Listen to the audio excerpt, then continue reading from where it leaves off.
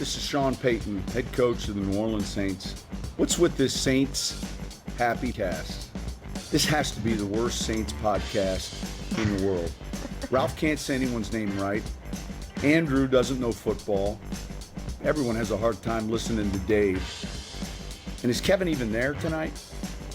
The audio with this podcast, my God, the audio, it's painful. All right, everybody, welcome to a very special edition of the Saints Happy Hour podcast. Andrew, we donated to Sean Payton's charity. We tricked him into doing the open for us, insulting us. We have doubled down on this philosophy. We got the one, the only, Mina, host of the #1 podcast in America. The But Mina can Show. she claim top 10 in Malta, though? Can you, Mina? I don't think I'm anywhere close to that in any category. So, it's always good to start with a lie, I suppose. Well, we are in top 10. They have one guy in Malta. He listens to all our podcasts multiple times. We asked him to do it. He got us in the top 10. But Mina is joining us today because we. Malta, like Malta. the country Malta. Yeah, Yes, the country yeah. Malta. I thought you were just saying like multi, but you had No. a weird accent. Okay. So No. I was like, no, general interest? Definitely not. Sports? Maybe. But, okay, Malta. Yeah, I don't know. I haven't looked at the rankings lately. We are. So, but Mina is joining us because we agreed to donate $400 with the help of Armchair to the West Seattle Food Bank. And we would ask you guys if you're able to donate because it is a very critical time. Lots of people around this country are struggling to find meals, and food banks everywhere are crunched and need the support you can give them. So if you can donate, please do. Mina, the first question I want to ask you is, on our big show Sunday, we asked people how they were doing 60 days into quarantining, and we asked them to describe their physical quarantine appearance by a current or former Saints cornerback. So I'm going to ask you the same questions, but you are a Seahawks fan, so if you could describe your current quarantine state using a current or former Seahawks defensive back, who would you choose? Ooh. Trying to think of one that Saints fans would know, so that I can. Which is, by the way, not an easy task these days with the Seattle secondary compared to years past. I'll go with Shaq Griffin. He always looks to be in a good mood, and I'm in pretty high spirits. I will add, by the way, just want to make a specific request, and I know this is pandering, but if you do donate to the Seattle Food Bank, please donate $28.30. Yes! Screenshot it and send it to my friend Charles McDonald, who's a notorious Falcons fan. I see what you did there. Mina, that is a great idea, and anybody that does that, do it to us, and I will make sure you get awesome swag. Mina from us. knows how to play to her She audience. does. She's straight to the heart of Saints fans right there. Doing my She best. Doing my best. Well, Mina, what I'm curious about is we're still waiting on the Seahawks defensive back. No, she gave Shaq it Griffin. to Shaq Griffin. Oh, Griffin, I'm sorry, you said that. Okay. All right. So Ralph and I, we do this in our parents' basement. Not really, but we are completely I personally, I'm completely at the mercy of whatever state Comcast is in that day. So I live with this fear of impending doom whenever you do these shows. And actually, when we get great guests like you on, it's more stressful because I just, like, for example, I upgraded a router a couple weeks ago to double the bandwidth of my Wi-Fi, and it immediately got worse. So the perils of home internet, I'm just curious, now you're kind of in our boat or you're at least working from home some of the time. How does it feel to be at the mercy of potentially bad audio?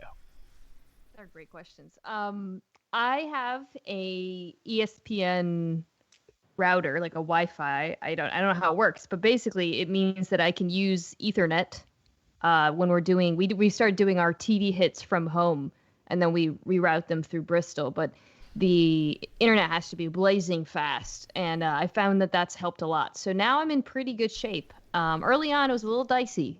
I will admit that, but doing good now. So we need our patrons to donate to we this need it. ESPN feed. We patrons to donate. They need to donate. We need 1,000 people to donate $10 a month so I can quit my SEO job and just blog from my boxers every full time. But Mina, the Seahawks and the Saints fans are probably two of the fan bases that believe most that their noise makes a huge difference, right? So if we have empty stadiums this year, if both teams win big, does it shatter everything we've come to believe about what being a Seahawks and a Saints fan really is? I would throw Kansas City into the mix there. Yeah. I actually think Seattle was better on the road last year. Drew Brees and Russell Wilson have a lot in common. The diminutive stature, of course, being underrated, perhaps. But Russell's been, unlike Drew, he's been pretty good on the road as the season goes on. Now I alienated the Saints fans that I was pandering to early on. I realized that. Did. They're gonna tweet road stats at you all night. I know. I'm sorry. I'm probably wrong. I haven't looked at that lately. But my point is just that Seattle's actually that advantage has waned recently. It's true. Mina, you mentioned stats, or Ralph mentioned stats. One of you did. I love your show, by the way. I listened recently to one of your podcasts with the Ravens manager of player evaluations and analytics. And, I got a lot out of that. That was incredible. And I know you're really into the X's and O's. The Saints are kind of unique. So I wanted to get your take on this and just see, as a national media member, how this feels. Because they're different from everyone else. And they kind of have this salary cap strategy where they do voidable years inside of voidable years inside of an Easter egg. And, the Saints kind of operate their cap and their lifestyle choice of always trading up in the draft. Very different from everyone else. So how do you feel about the Saints and how they operate? Yeah, I would compare. Who's the guy who started Firefest? Billy McFarland, is that his name? Yeah. So for a while, I would say that would be the analogy. But then you guys had arguably one of the best 2-year drafting stretches in the last decade, I would say. Yeah. And that goes a long way towards alleviating cap issues when you draft well. So you kind of drafted your way out of it in some ways. I would say that is the status of the team now. If you didn't have those good drafts, it'd be pretty dicey. But right now, it's not that bad. No, before we get to the contract situation, I want to say your description of Sean Payton as the #1 shit poster in the NFL was just... I love Sean Payton. I want to say, by the way, he recently followed me on Twitter. I have no idea why, so now I'm scared to say anything negative about him. So I love him. We're going to do a bracket in the summer, Mina, of his most petty moments, and the list is long, right? I did Rams preseason this year, and Siciliano told me the prior preseason, Peyton was throwing challenges during the preseason or something, and it was just incredible stuff. We have an existential crisis, Mina, that maybe you can help us with. Okay. Sean Payton liked a tweet of ours during the first round of the NFL draft. Should we be incredibly psyched or terrified? What was the tweet?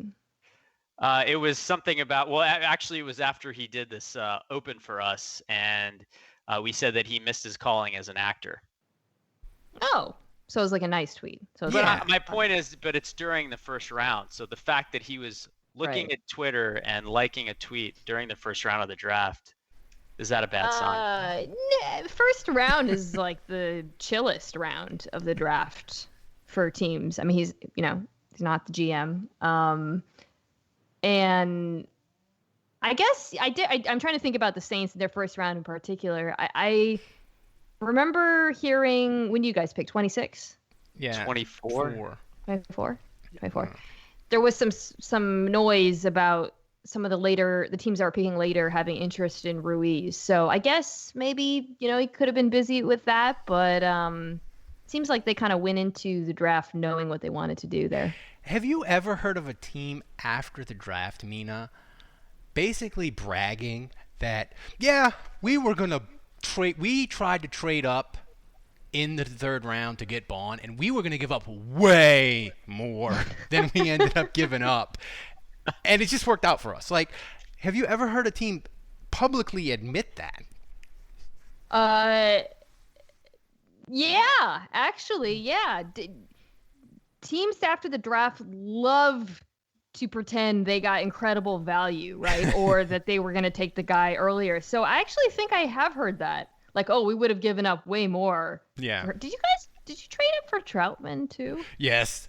They pulled the mini Ditka, Mina. They traded away every last pick they had. We had to do it. I love him as a player, and I drafted him in Dynasty, and I think he's going to be a monster, but the Saints are just such a wild team. Man, I think that's a pretty standard post-draft, we loved him so much kind of thing. So the big argument in analytics, it's not really an argument. Analytics Twitter is like, you don't pay running backs. You draft them, then you use them up, and you get another one. So should the Saints pay Alvin Kamara a big contract extension before 2020? No. Sorry. I would like them to keep him, but you said big, so yeah. I'm respecting the question. I mean, he's probably looking at McCaffrey. I mean, that's what he's going to want. Yeah, and on an open market, he might get that, right? If he's a free agent. Sure, there are always teams out there, Yeah. I would not do it. Yeah, I'm with you. I'm hearing, Mina, inside the Saints building that they're expecting to play at least most, if not all, this season without fans. Are you hearing the same thing from just obviously you're way more plugged in than I am. Are you hearing similar things? There's no one inside the Saints building right now, so I'm questioning your sourcing. Good point. I may have just made that up. Well, the Saints, again, cutting to how wild this team is, they're not doing an off season, right? Which is they're not. Incredible flex. Yeah, I think right now, and this is, every sport's a little bit different, but just with the calendar, I think right now the NFL seems to feel pretty good about the season happening, but also believes there will not be fans.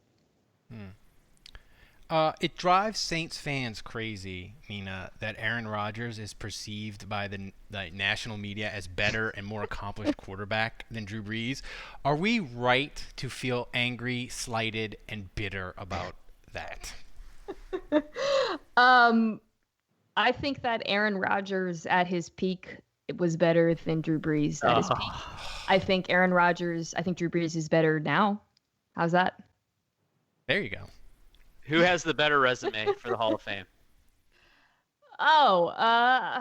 Geez. I actually have not looked at that particular question critically because I just assume they're both surefire, obvious first ballot Hall of Famers. Yeah, so it's not like a debate topic for us. Fair enough. All right, the Saints added Emmanuel Sanders this offseason. It's been this big thing in New Orleans about receivers not named Michael Thomas. So Sanders is a huge addition for fans and just their morale. With this addition, where do you rank the Saints offense right now? How do you feel about the Saints offense? Okay, so I don't have like a ranking in front of me. I was recently asked whether they'd be better than the Bucs offense, which I think is an interesting question. Two arguably of the best offenses in football, certainly in the NFC. And I picked the Saints, even though in some ways the Bucs depth chart is scarier, right? Top to bottom, for a couple of reasons. One, I just think the continuity factor cannot be underestimated this offseason. Like I said, the Saints are flexing so hard they're not even having an offseason. I just think this, more than any other season in the history of the NFL, to have a Hall of Fame quarterback who's mind melded with his shit poster of a coach is a tremendous advantage. And I'm, again, huge Payton fan, huge fan of everything he does. So there's that. I think also that continuity on the offensive line. Whenever we talk about offenses, we just think about the skill players, and right. And I do think Sanders is a helpful addition. I think Adam Troutman, who I mentioned, also will be an interesting addition.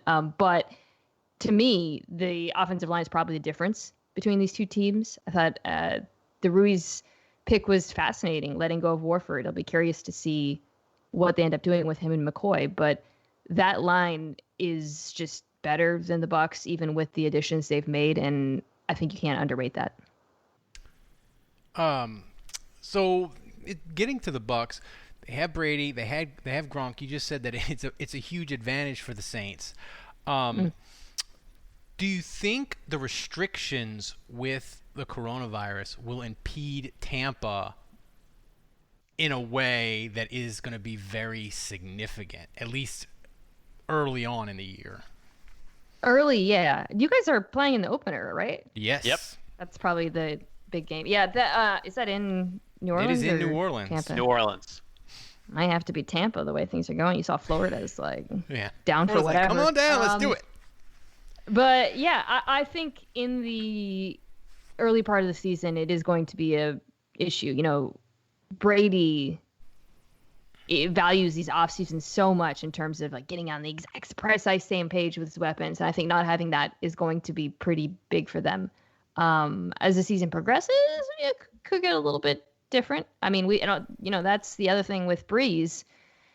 As we've seen, now I'm worried about alienating all the fans that I brought in, but you guys have seen how these seasons have been ending. So I think that's a reason. I'm trying to put this in really gentle terms, but you know what I'm saying. Well, this podcast is built on jokes, poor audio, and people wanting our crew to Taysom Cup and supporting the show. Where do you fall in the Taysom Hill will be a viable starting quarterback in 2021 when Drew Brees retires? I think Taysom Hill is an incredibly useful football player. I think the analytics bear that out. I do not think he is going to be the Saints starting quarterback in 2021. Do you think he'll get a crack at it? He had the chance. Drew Brees was out for 6 games, right? 6? Come on. And don't give me that whole the system and come on. You see what the Ravens did with Lamar Jackson? You don't think Sean Payton can do that? Give me a break.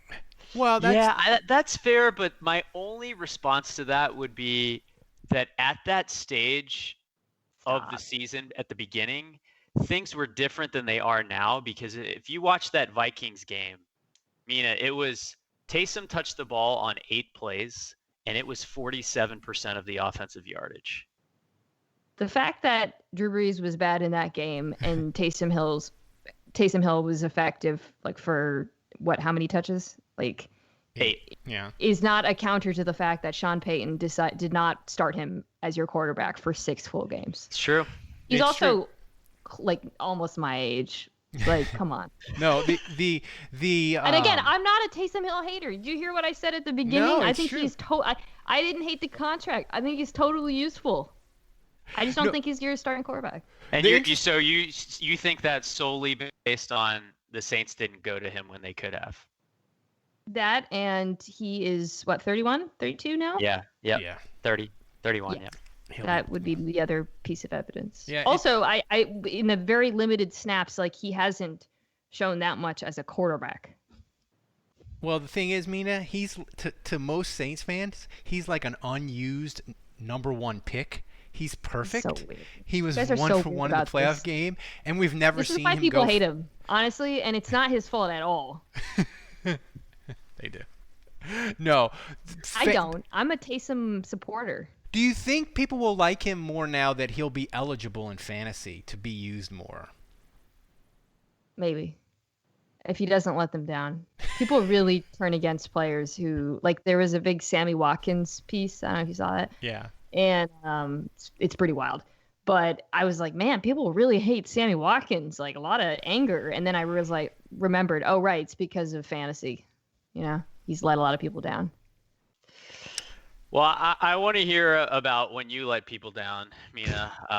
So Ralph on our show. He butchers everyone's name, and true. he's on a Monday morning TV show in New Orleans where the host Eric Paulson basically insults him the entire segment.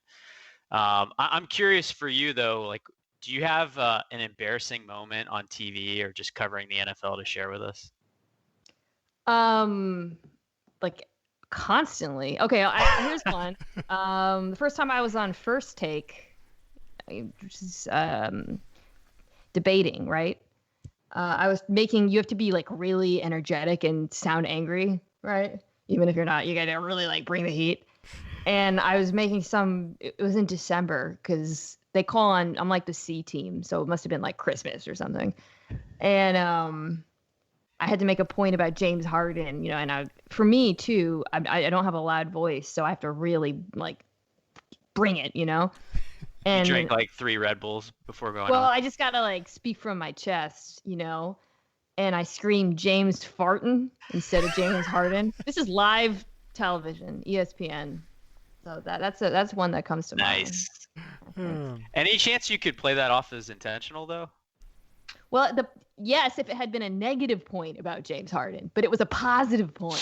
Oh, Yeah, that's in contrast. Well, Then I could have been like, James Farton, that's what I call him because he blows. But I couldn't do that because I was being positive. Well, when the Saints signed Jameis Winston, I combined Jameis Winston and Taysom Hill and called them Jameis Hill. That's going to happen a lot. Fun. It's going to happen a lot this season. Before we get you out of here, Mina, we want to do rapid fire. And people, remember, go West Seattle Food Bank. Donate if you can. She's been nice enough to give us time today. Support the food bank. People in America really need it right now. Support the food bank. Support us. Supporting us allows us to do fun things like wrangle Mina Kynes into coming on our show. So rapid fire, Mina. Who has a more punchable face, Peter from The Bachelor or Sean Payton? Peter from The Bachelor. First of all, you heard what I said about Sean Payton. I'm not going to say anything negative about him. So. But yeah, Peter, I would probably pick regardless. Yeah, I think Sean Payton would love to punch Peter from The Bachelor. Sean Payton looks like he'd love to punch a lot of people. True. Well, here's the thing. My wife. We watched The Bachelor. She wanted to murder Peter on like multiple occasions. Like she was throwing things at the TV. And my wife doesn't get upset about anything except the Astros, the Dolphins, and how she looks in clothes. So for her to get up that upset about Peter was really something. Okay, this is just for me because I'm a huge Labatard nerd fan. Is Stugatz real, or is he like an English Bannister running like a long con? I have to know. Oh, he is 1,000% real. Oh God, what was I texting about today? Everything you see is what you get. Everyone's like, oh, it's like a character. No, God, what did he text me? Let's see. I mean, the fact that he brushed his teeth in somebody's I watched that happen. It was Levitard's wedding. It was. He's smoking a cigarette, changing his clothes. He's the best, but he is 1,000% who you see. Okay, so I heard you on, I believe, Labatard say that your mom taught you table tennis and you are ready to crush any ESPN talent at it. Yeah. Zach Streif said he beat Drew Brees at table tennis, and then 3 days later, Drew Brees demanded a rematch, and Zach Streif was like, Drew Brees practiced and had 2 different serves that he dropped on me and defeated me. So do you think you could defeat Drew Brees at table tennis? Yes. Ooh. You know, Drew Brees has a history of he beat Andy Roddick when he was a kid playing tennis. Is that so? Yeah, it's a true story. I did a story on Drew Brees sort of a couple of years ago. I don't know. So I don't know. But Zach Streif was like both mortified and impressed that Drew Brees took time out from preparing for games to practice table tennis so he could defeat Zach Have Streif. you guys been watching this Jordan documentary? These people are psychos. Like, come on, of course. They are, but like, I mean, to be like, we're preparing for the Bucks, but I gotta watch like 6 YouTube videos on table tennis and like practice it so I can defeat Zach Streif at 10. That is a different level of insane, Mina. Okay, Your life depends on scoring a touchdown from the 10-yard line. You get one play, you get one quarterback, and you get one play call. What are you doing? Russell Wilson read option. Wow. For 10 yards. Yeah. I feel like Saints fans and Seattle You fans. didn't say in the Chiefs offense. You just said the quarterback, right? I did, yeah. He did, yep. So I feel like Saints fans and Seahawks fans, even though we have playoff history, we're kind of bonded in that we have the no call. You guys have the Malcolm Butler interception. Do you ever get over it? Because I still think of it like twice a day. Does it ever just go away? I just tweeted about it today. So the interception. Yeah. The thing is, like with Seattle, and it's not that dissimilar for you. We had just won the year before, so that really eased the blow. Like if we hadn't won, I think I would think about it all the time. But since Seattle just won the Super Bowl, I was able to move on. Yeah, see, like the Viking stuff for us, the Hail Mary 2-3 years ago, and then this past year, that's tough, but that happened on the field. You know, that was just you got beat on one play and that was it. The Rams to me is so much worse. Well, mine's bad too because people taunt you with it. Like no one's taunting you with like a ref, right? And if they do, you're like, yeah, okay. Like have you seen Bomani Jones' Twitter feed? That man, like he's great, and you can't be a Falcons fan and taunt anyone. And I say this, I'm a Matt Ryan supporter too. I think he's underrated, but well, Bomani would say that he's not a Falcon fan. He's off the narcotic. But final question, and then we'll let you get out of here. Mina, you've given us all the time in the world. We appreciate it. Your last meal and your last drink, what would they be? Oh boy. 20-piece chicken nuggets and From where? McDonald's. Oh, okay. And trying to think of what I would have to drink. I feel like you'd probably want a beer with that. I guess a beer. I've been drinking a lot of beer lately. I think we all have. Any specific kind? Dude, it's so shameful. Bud Light? I do. Worse. I truly F with Bud Light, which people hate as a take generally. I'm like, what? It's so drinkable. But okay. Little story. So I don't know if you order groceries, right? And you do an Instacart where they end up replacing a lot of the stuff. Yep. And you're like, I'm not gonna question this. It's kind of like potluck. You just right. Yeah. You're like, well, I ordered a tangerine and this is a tomato, but I guess I'll just eat it, right? Someone replaced. What did I order? Some kind of beer, I forget. And the Instacart guy replaced it with something called Blue Moon Light Sky. Oof. It's like a light version of Blue Moon. I don't know, whatever. Point is, it is delicious. You preferred it to your actual order. It honestly, it's just like water, but like it just goes down so easily. So I have to say, I have a 4-year-old, so at the end of the day, when he's calmed down and we're outside, Carbach Cherry Limeade is just the most drinkable thing in the world. I said that was the last question, but I have one request, Mina. 95 calories, Blue Moon Light Sky. Blue Moon, if you're listening, I know you're not. Sponsor me. Mina, Bill Belichick, I read a book on him, and the only time his father ever got mad at him was when he went to New Orleans unannounced and did something bad on Bourbon Street. If you ever interview Bill Belichick, ask him what he did on Bourbon Street to make his father mad. I want to know that so badly. Sure. Okay. I feel like you could have messaged that one to me, but yeah, I got it. I got you. I'll definitely waste one of my questions on that if I'm in front of Bill Belichick.